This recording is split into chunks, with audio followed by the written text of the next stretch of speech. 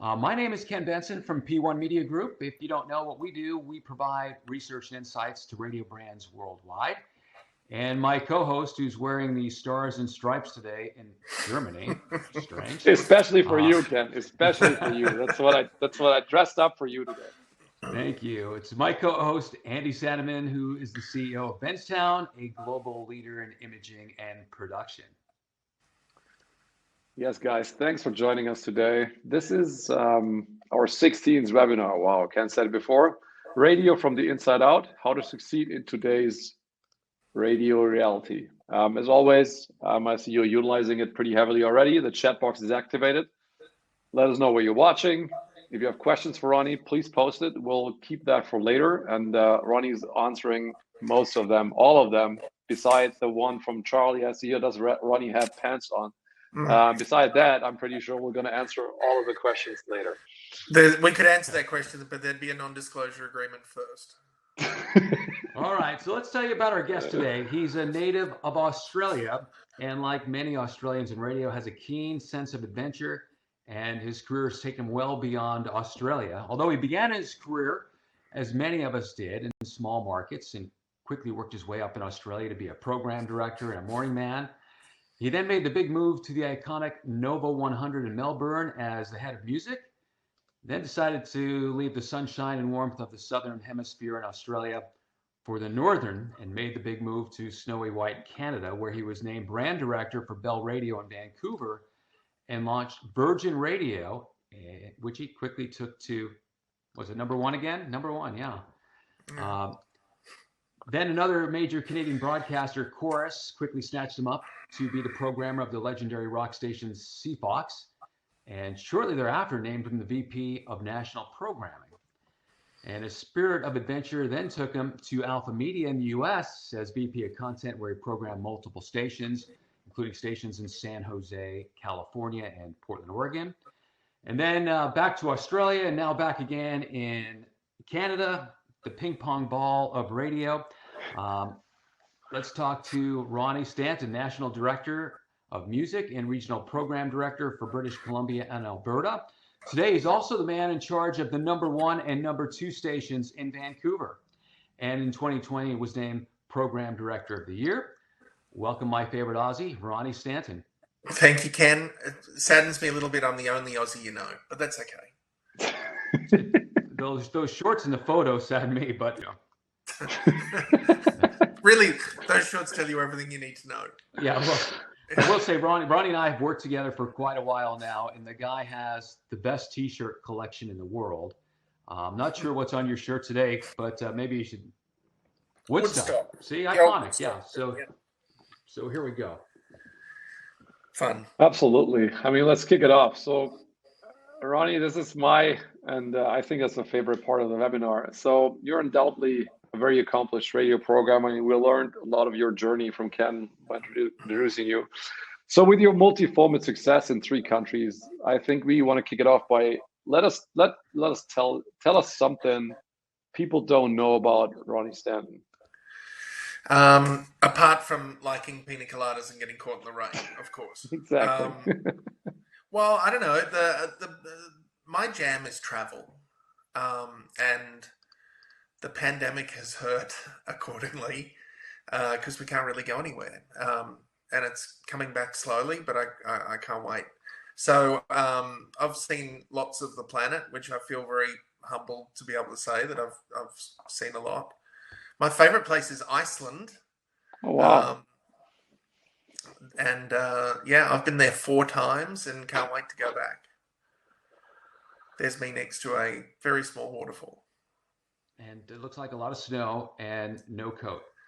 Well, I never wear a coat. You know that. I knew that, yeah. T-shirts year round. Yeah. All right, so let's get on to, we've had some amazing guests on this webinar over the past year and a half, Ronnie. And you're actually our first guest that's still working inside a radio station day to day. And today's webinar is titled Radio from the Inside Out. It's been a while since I've worked day to day in a radio station too, so we know it's changed dramatically. What's it like now, and how has it changed? Everything's changed. Everything's changed, and not just through the marching of time, not just through new ways and new competitors with the digital landscape, meaning that the enemy is your iPhone as much as it is the radio station across the road. But then COVID hit and changed everything again. It disrupted the commute. It shifted people's listening habits as they no longer worked in an office with half of the planet working from home.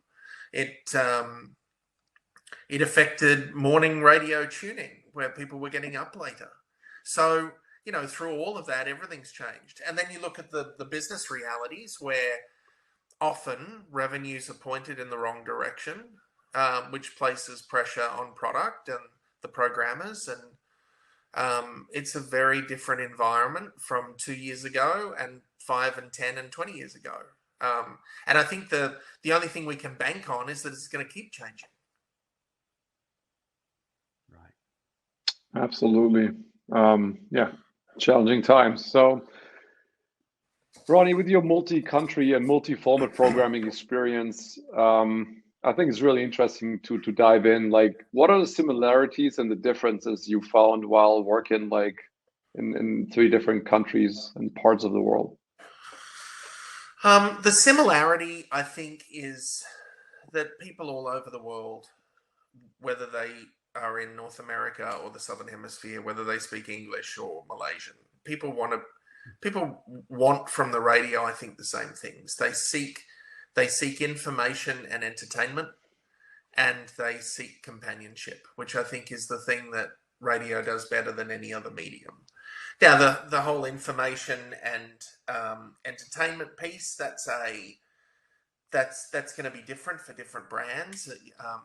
2UE in Sydney or CKNW in Vancouver are going to be heavy information and lower entertainment, where Z100 New York is high entertainment and low information. But that's what we do. We do information and entertainment, and we offer companionship. And if we can put that personalized approach on it, no matter where we are in the world, it's going to lift us up. The differences, I think, there's lots of subtle differences. There's lots of nuances that make working in 3 countries really different. But I think it all comes down eventually to market size and the saturation of signals. So similar market sizes, let's not nickel and dime people. But if you look at Sydney, Australia, Toronto, Canada, San Francisco, California, they're all kind of similar populations. Sydney has like 8 FMs. Toronto has 18 FMs, and San Francisco has 68 FMs. So that's going to change things. It's going to mean that in Sydney, theoretically, there's more money being taken out of the advertising pie, which means that there's more money to pay great talent, to excite the audience with amazing promotions, to innovate, all of that stuff. Canada's somewhere in the middle. Lots of stations in a market, which keeps it competitive, and the music is more niche on each of those signals than the wider, broad formats in Oz. But there's still good revenues to be made, and there's still superstars of the medium. And then you get to a 68 FM market like San Fran, where the reality is lots of syndication and programmers doing multiple brands and less money coming out of the market, which leads to less innovation, sadly. I think that's the big difference. All of the other little things are kind of a trickle-on effect from that. Yeah. So in your mind, then, it's mainly about the number of sticks.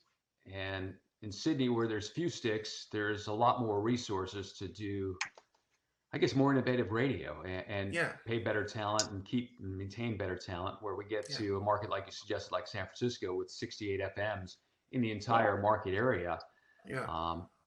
The revenues per station are way, way less. And that's interesting. It's not a criticism by any means. It's just a business reality that's the way it is. Musically, there's vast differences too, though, where in San Francisco, where there's 68 signals, each of those musical offerings is a very defined piece.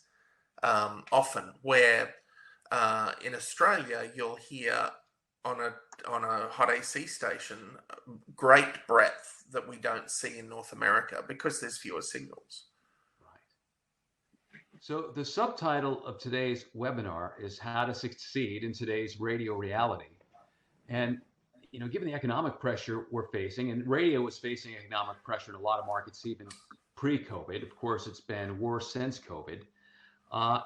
Even with COVID and economic pressures, you've managed somehow to take two stations in Vancouver, British Columbia, to number 1 and number 2 in the market. So how did you do it? Well, I don't know. With any rating success, some of it's luck. I'm not going to claim all of it. Some of it's luck. Most of it's an amazing team, but strategy's a thing too. We saw the opportunity with the two stations in Vancouver to pivot them musically to broader positions to where they were 8 years ago. Shifted the lineup so it was more broad appeal, added elements to really build stationality between those two brands. They felt a little bit like the same station on two signals at one point, but they're really defined offerings now. Marketing, all of those things come into play. It's like every overnight success. It's not really overnight. There's years of toil that sit behind it to refine the products. And I spoke about luck a minute ago. I think some of it was pandemic. We touched on it before, how it's changed everything. If you think about accounting offices that are no longer full of 50 people, where we have to agree on one station, so it's probably the AC station. If everyone's working from home now, their personal tastes come into play more, and it's okay to play a radio station that plays a bit of rock and roll during the day, because we don't have to all agree. So the passion formats, I think, we've seen lift during the pandemic. We've seen, some of those rock formats, the classic rock formats, the country formats, those more niche offerings that are less necessarily huge cumers, have seen better ratings because they're getting used more by people working from home. I think that's a thing. Yeah, that's a good point. And it's astonishing achievement, though. We want to, take our hats off to you to have the number 1 and number 2 station in Vancouver, which is one of the largest markets in Canada, a very competitive market. It's an amazing accomplishment, and especially for an Aussie in Canada. As we learned, the language of radio is somehow universal. So we're chatting with Ronnie Stanton from Chorus Radio and Ronnie Stanton Media. Have a questions, enter it in the chat box. Ronnie will answer your questions a little later in the show. Ronnie, anyone that listened to one of your stations can tell, and especially that's a great question for me because that's my field of work. You're obsessed with station imaging. Why do you place so much emphasis on the station's sound design? Why is that so important for you? Andy, I'm obsessed. I'm obsessed with it. I think it comes down simply to unduplicatable content. That as part of the shifts in the way we listen, in the way that people use the radio, if you have a rock station, you have to be zen with the fact that people don't need you anymore to hear Pearl Jam Black, or to hear the new Black Keys song, or to hear the White Stripes or the Rolling Stones. They don't need you. They can punch it up on Spotify or Apple Music or YouTube or whatever their digital taste leans to in half a second. They don't have to sit through your stinking commercials and all of that stuff to get their favorite song. So the music sets the tone of the party now, but I don't think it's the core audience magnet that it once was. Which means that the stickiness, the glue, has to come from the other pieces of the radio offering, which is the personalities, the contests, and I call it the stationality, the personality that the imaging portrays. So Yeah, I'm obsessed with imaging, and we work really hard at imaging. Um, I think radio's Achilles heel is context. That so often radio stations become evergreen, and their imaging is simply a vehicle to explain what music it is we play. When the imaging can actively be a force to be reckoned with. The imaging can help set the tone of the day and put the Yeah, spotlight on the fun stuff that's happening today. absolutely. It was the first day of fall yesterday in North America, and I wonder what percentage of radio stations had first day of fall sweepers on. How did they bring it to life in a fun way? I bet the percentage is low, and that's sad, because it's an opportunity for us to anchor our brands in the moment, and that's what imaging does. So, Ronnie, let me ask you this. I mean, you're working in radio today. You're responsible for 2 stations in Vancouver, plus others within the Chorus group across Canada.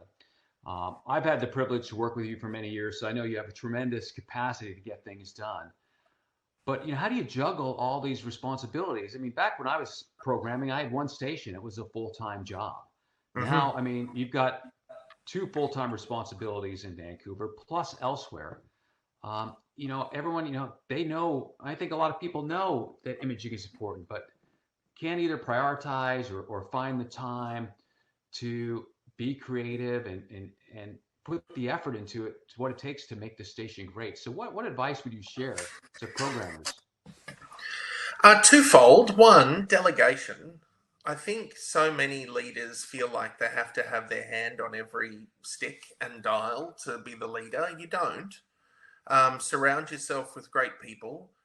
The team around me in both Vancouver and the Alberta stations, that I can't live without them. They're amazing at what they do. And within that delegation piece, build a team where you're casting for a play. Know what your strengths are, know what your weaknesses are, and cast accordingly. There's stuff that I'm terrible at, so I hire great people that fill those buckets up, so that as a team we get it done. And then the final piece I would say is that it's busy, and it's only going to get busier. So you have to physically put time in your calendar to be creative. I will literally bank off hours in my week where if someone tries to put a meeting in there, I can't, I'm busy at that time. But it's me time to think about the next thing, or to write the next thing, or to conceptualize the next thing. You got to give yourself the luxury of that time. It's funny though, it remembers me, Ken, when we spoke to Thierry from Europa Plus, kind of like said the same thing in terms of like putting a team together. He made the same point that he's always hiring people for the things he's bad at, and people that are better than him than for these jobs. And I think that's a really important part, where like in a world where like micromanaging gets bigger and bigger, and people feel that the more appointments they have, the more busy they are. I think that's a really great strategy to point out, like that the team, the people around you need to function, and you need to hire for those people where your weaknesses are. I think that's a fantastic piece of advice here. The better the people are that you surround yourself with, the longer lunches you can have. Like it's not about ego of believing that you have to do everything to be important or vital or successful. It's teams that take stations to number one, not singular programmers. Right. So let me just offer a little commentary here. We've conducted quite a few focus groups this year, many with some demos 35 plus. And what I've heard in the groups that I've moderated is, when I ask people, and 35 plus is really what's still the bread and butter. These are really good radio listeners, right? We get to 18 to 24 and it becomes a different conversation. And I know this isn't true in every market, and these were American markets, but some of the themes that we heard back was that radio is not as local as it used to be, because there's more syndicated talent and national contests. Radio is not as visible as it was. And I said, well, is this before COVID or after? Like, no, even before COVID, you just don't see or hear radio on the street like we used to. And then when I ask these people in the groups, is radio today better than it was 10 or 20 years ago, about the same, or is it worse? I mean, unanimously, they all say it's worse. Mm-hmm. And to me, that's frightening. Mm-hmm. And obviously, you found a way with your team to make it happen. But what I'm afraid of is not your two stations. Yeah, there's always success stories out there. Is that, you know, we're taking the 35 plus listening for granted. And you know, when you actually talk to these people, like, you know, no, we're not pulling the wool over their eyes. They're actually seeing the problems that we're creating by not doing the great radio used to do. But Ken, it's a Is that a relationship. problem? It's a relationship. The relationship that we're talking about here is between radio as a medium and the audience. And if you take something for granted or someone for granted in a relationship, it's not going to end well. It's exactly the same thing. You have to work at it. You have to continue to find ways to be relevant. You have to know what the audience is doing and thinking about and reflect that. You have to work. You can't do a music test and find 600 great songs and spin them around with 10 sweepers that say that we play Minnesota's greatest hits or whatever it is and think that we're going to be number one, because we're not. It's not enough. No, you're right. You're right. So let me ask you this, since we just touched on, you know, some audience feedback and research we've got, you know, given our long-term relationship with you, Ronnie, you and your company continues to invest in research and audience insights. And why? When so many others, you know, think that's something that can be easily cut from the budget in tough times, you guys continue to be there and invest. Yeah, I think for Chorus with the pandemic, and it hurt everyone. The thought from our point of view was that we want to be positioned as the best radio company in terms of product when the pandemic is over and the world returns to normal, and that will serve us well, which is why we didn't take our foot off the accelerator. There's a great aviation term, phrase that I really like, that I think speaks to research. The phrase is that there's only one thing worse than a pilot who's lost, and that's a pilot that doesn't know they're lost. I think it's exactly the same thing. You can listen to your station, you can pat yourself on the back, but we work for the audience, and we've got to know what they're thinking and where their needs are changing. You know, like, it's not just about feedback in the moment for how the station sounds or how your brand perceptions are. It's about how they're using radio and what their needs are and how we can shift and best serve that. I mean, that's definitely something I think you guys done like properly and really well. I think I want to go back to the team comment you made before, which is really appealing to me because I love personally working with people and coaching and trying to make everyone around me, including myself, better by like bouncing off ideas and get creative together. So many good programmers I met, their weakness is obviously coaching talent, in my opinion, because they're not very passionate about it. Some get impatient, the pressure is there. So talent coaching is one of your passions, as Ken told me. So what tips can you offer for programmers to turn these, let's say, dreaded coaching sessions into a very positive and more useful experience for all parties?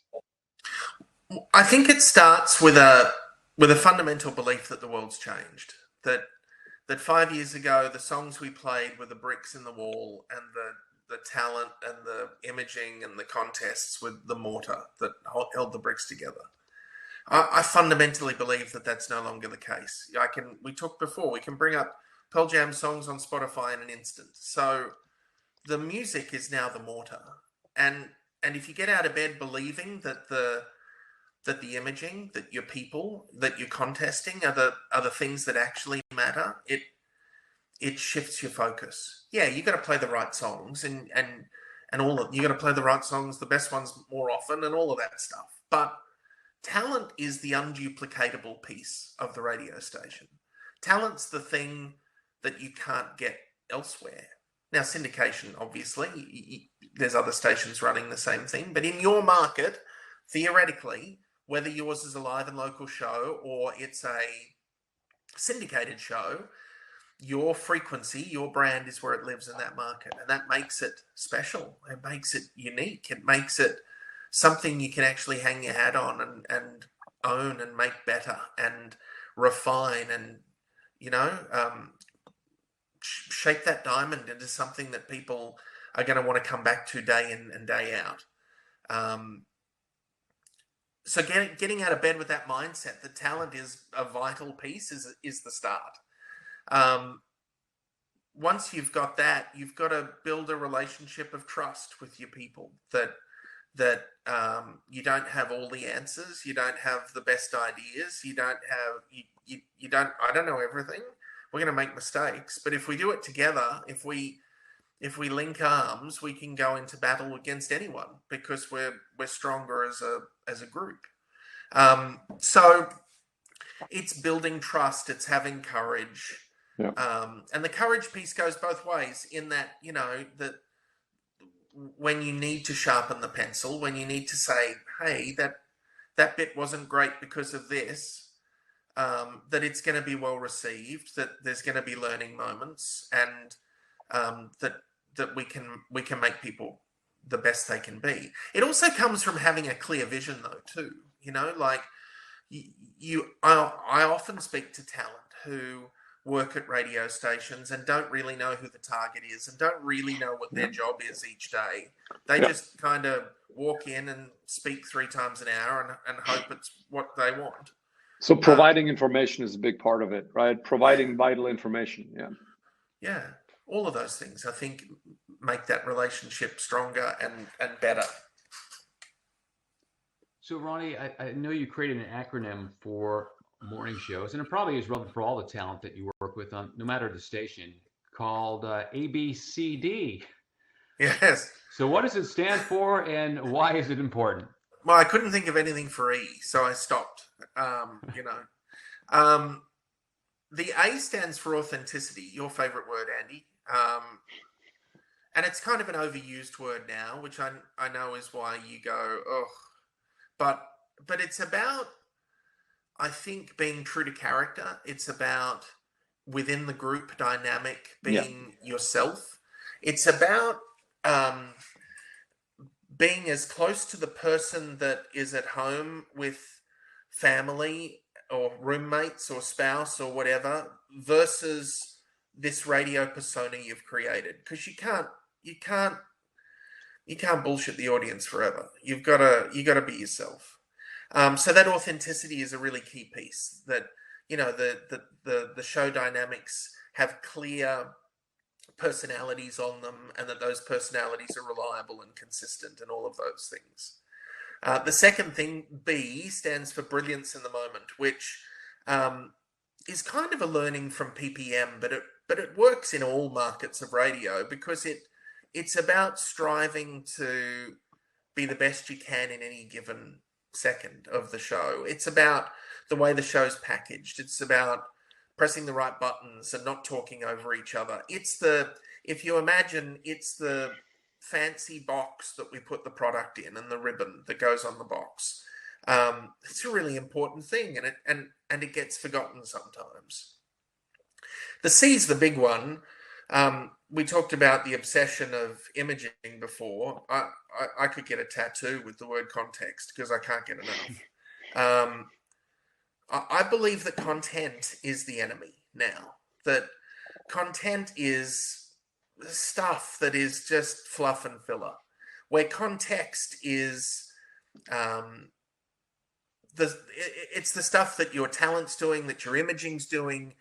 It's the stuff that marries the radio station to the moment specifically, or the market. You talked about localism before, Ken, or both. When it's firing on all 8 cylinders, context is a marriage to both of those things. Context is the spotlight that you get to put on the day. Because as much as we talk about unduplicatable content, today is unlike any other day. It's different to tomorrow, and it's different to 2 weeks from now.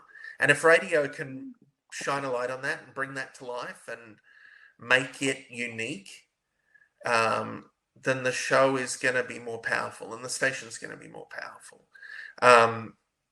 If you can pick up the break you just did and drop it in Kazakhstan in April next year, then we have a problem because it's generic, and we can do better. So that's my thing about context, which I bang on about constantly. And then the D is digital. The speakers are no longer enough, and for great shows, the relationship with the audience has to extend past both A, the speakers, and B, the time frame of their show. If you're on 6 to 10, great. That doesn't mean that you're dead from 10 till 6. You have to do things. You have to connect with the audience. And I think digital offerings allow shows and stations to be 360-degree brand experiences where there's personal touches and little videos and shared experiences. We're watching the Super Bowl just like you are, or we're watching the first episode of Yellowstone season 4 just like you are. Whatever. Like it's about connecting and nurturing that relationship with the audience. Great. We're speaking with Ronnie Stanton from Chorus Radio in Canada. He's going to take your questions in just a moment. So if you have something for Ronnie, please put it in the chat box. So Ronnie, before we get to the audience today, we have one more question for you. What does radio need to do to continue to flourish now and into the future? Easy question. Like, you mean like this is a futuristic radio, by the way, that we... Yep. Suzanne pulled that up. Hearing aid. Beautiful, beautiful futuristic radio. Yeah, so. soon for sale in the Benztown merch store. So what does radio have to do to remain relevant? You mean apart from change everything? Sure. Yeah. Oh, that answers the question perfect. Let's move over. I think that we have to start working for the audience, but getting paid by the radio companies that we work for. Yeah, we all like being paid, but we've got to work for the audience. We've got to be relevant, and that focus on relevancy changes everything. It forces context to the top of your to-do list every day. The things that used to be 1%ers, that if we have time to do that, we should do that because that'd be kind of cool, should be the reason we get out of bed. Driving that marriage of the moment to the radio, I think, is the only way forward. And that's not a competitive secret. I think it helps all of us if everyone's doing it, because it makes the medium more sticky and more important, and it gives us longer legs. Absolutely. So, guys, I think let's move over to the audience question. So, besides changing everything, we have a great question, I think, from Sue Tyler, considering imaging. I noticed imaging on CFox using clips of listeners using other languages to promote the Jeff O'Neill show. Whose idea was that? We did that at Nova in Melbourne. And when we did it there, with the Australian humour and sensibility being a little more brash, we had people in saying different languages, but saying both horrible things about the radio station and generally disparaging remarks. My sister has a head like a horse, like things like that, just funny things. But they would say it in different languages, and then we would come out of it innocently saying, at Nova, we never play more than 2 ads in a row. So we do a similar thing with the Jeff O'Neill show, where people say in different languages how horrible the Jeff O'Neill show is. Yeah. And then we say, no matter how you say it, the Jeff O'Neill show's great. So the idea is twofold. One, if you speak that language, it's funny because you recognize the actual gag. If you don't speak the language, it makes the station feel more multicultural, which matches the vibe of Vancouver, which is a particularly multicultural city. Yeah, it also grabs, I think the attention is what Sue Tyler says, and I think I agree with that too as well. So. Yeah, awesome idea. No wonder why you're number 1 and 2 in Vancouver. Stop All right, it. next question. Rico Garcia. Live and local gets thrown around so much in this business, but what makes local radio a real valuable part of the brand, or is the idea overestimated? That's a great question. That could be its own webinar, I think. How important is local in 2021 and beyond? The connectivity of localism, the anchor point of localism, I think is important. The thing that radio does that at the moment Spotify can't do, because Spotify is close or now doing merging your favorite podcast and the music you like. That's radio. So the live and local piece is the differentiator for radio today, because we can tell you need to wear a sweater, you need to take your umbrella, and you should avoid 41st Avenue because there's a traffic accident. So there's that stuff. And then there's the local piece of not just telling the story that I fell over at the supermarket, but rather I fell over at the supermarket in Smith Heights or whatever, so that you can localize. But in a time of syndication, I think it's a balancing act. You've got to make sure, I think, that there are pieces of every hour that feel distinctly like the market. Traffic, weather, those things will do that. Localism for the sake of localism, I'm not sure still has a place. I loved the TV show Game of Thrones, and that wasn't shot in Vancouver, and I'm good with it. So, great entertainment is great entertainment, as long as there's fit. It has to reflect what the audience is thinking about. Back to the spirit of context. If the syndicated show or if the non-local bit is a thing that is genuinely in the audience's mind, then as long as it feels in the moment, I'm good with it. Yeah, local definitely gets overused and underperformed. So Vidak Grubac, I hope I say the name right, says, "Hello Ronnie, I'm a new PD. I inherited a station that is almost completely disconnected with the audience," which obviously is not good. "How do I get my people back and drive engagement up?" So, well, that's easy. At P1. Well, I don't know if this is going to help, Vidak. Yeah, do these 3 things and you'll be good by noon. Well, you want to...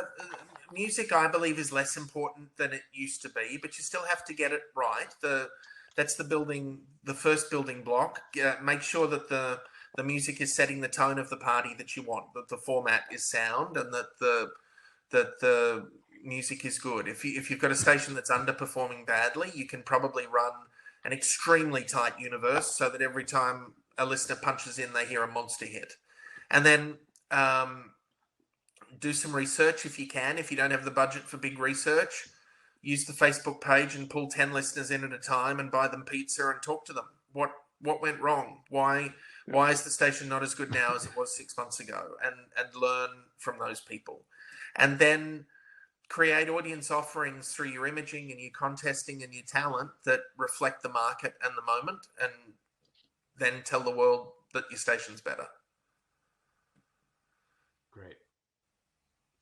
Okay, another question. This one's from Cameron Ward. He wants to know why you think you moved around so much and changed jobs so often. What stopped you from staying at one station or group or in one place? Spirit of adventure, I guess, is the answer. I'm 47 now, so I'm probably ready to not be moving around very much anymore. But for me, every day is a school day, and the opportunity to do US radio was something I wanted to do. It made me a better programmer because I got to see new audiences and different formats that I hadn't played with before. And radio on a bigger scale and a different scale. So, I left Australia originally because I wanted an adventure, loved Canada, and then did the US thing because I thought I could round out some learnings that would make me stronger. So Ken, you want to pick up some more. So there is, I think, 2 more questions. So yeah, let me grab one more. This one is from Dave Mason. When it comes to traffic, most reports these days are just a menu of roads and incidents delivered by a generic voice. How can a traffic personality be created? Same with weather and even news. Mm-hmm. Hard, particularly when a good traffic report's 30 or 40 seconds long. How do you get personality through with that? I don't know. I think authenticity comes to the fore here a little bit. That it's the opportunity of the traffic reporter / personality to share some of themselves, whether it's isms, calling things different things. If you always call using the word fender bender every time you do a traffic report or something, you become famous for it. Or having little silly lines that are going to connect. Hard because you only have 40 seconds to do it, presumably. News potentially even harder because getting fun things away that are going to make you sticky to the audience is hard when you're talking about shootings or something horrible. So I think some of it is probably just longevity. The longer you do it, the more the audience gets to know the voice and trust you. But try to work some of you in there without forcing it. I guess is the answer. Okay, so I think we'll close, Ken, with a wonderful comment from Marcus Fitzgerald, who's been very active. He says, "No way, 47, you don't look that age." So, Ronnie, I think that's the perfect closing comment for that fantastic webinar. So thanks so much from my end. It was an absolute pleasure, man. I'm so thrilled to have you on. Yeah, thanks for having me. And I think we're going to put my email up. So if anyone's got questions later, let's keep the conversation going. Absolutely. Yeah, absolutely. Thank you, Ronnie. We appreciate you being here today. A video of today's webinar will be posted tomorrow on the P1 Media Group and Benztown websites and social channels. I'm sure Ronnie will have it up as well at ronniestanton.com, which I also suggest you check out. He also does a wonderful blog. So far, over 125 lessons written about radio. Short, interesting, timely, topical reads that will help you. So I do suggest you do that. So let's talk about next month. We're back in 4 weeks, the 21st of October, same time. Lessons from urban radio and why vulnerable personalities win. And we're going to talk with an urban radio legend. This guy has programmed some of the biggest urban music stations in the U.S. in markets like Boston, Chicago, San Francisco. A big, big winner, and he's worked with some of the superstar talent. His name is Elroy Smith, and of course, you get more details as we get a bit closer to the 21st of October. So, Andy, I think I speak for everyone, Ken, when I say that we would like his teaser video to also please to be from a hot tub. We'll try to make that work. I'll pass that on. Not sure. You do win the award. Best teaser That's the video. audience talking. It's not me. Yeah. Also want to thank our producer, Suzanne, for joining us and putting this all together each time. Thank you very much. We do appreciate it, even though we rarely say it. We apologize for that. So on behalf of the P1 Media Group in Benztown, thanks so much for watching, and we'll see you guys in 4 weeks. Thanks, guys. Thanks, Ronnie. Thanks so much for coming on.